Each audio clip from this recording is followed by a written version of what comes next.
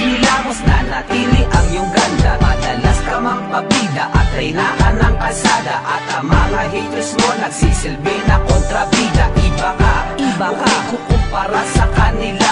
Ikaw ang pinapangarap at pantasya kung chicks mo. Sa pag nakita kita, nanginginig na sa kilig. Sana'y i-chismis mo din upang ako ang mukhang bibig. Nanlabi mo na mapula, mata mo na namumuna, upang sa ganon ako ay maikwento sa iba.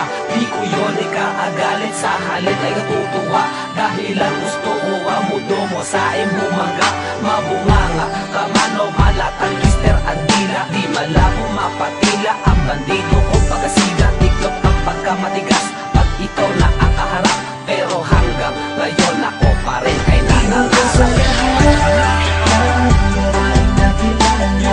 O kagalingan sa lahat, di maikailan. Bibig hindi mo ba mapigil? Ang lahat ng kwentong ko tila bumabakas. Sakaling ako maging naman, ako naman ang siyang iyong pagtutuunan. Ang oras sa iba, ako'y iyong ibida.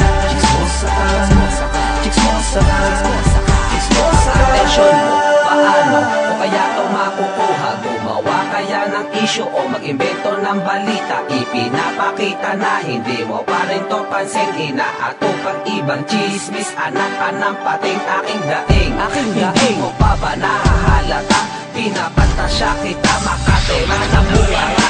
Napahanga mo naman sa taglay mong kagandahan. Hindi naman habang buhay, chicks mo saka na lang. Lahat nababago ayon sa takbo ng panahon. Malay natin balang araw nasa akin ang atensyon, at sa akin ituon ang bungangang makating. Lakas tama ko sa'yo, napaibig mo kasi di kita masisisi sa kapal ng aking mukha.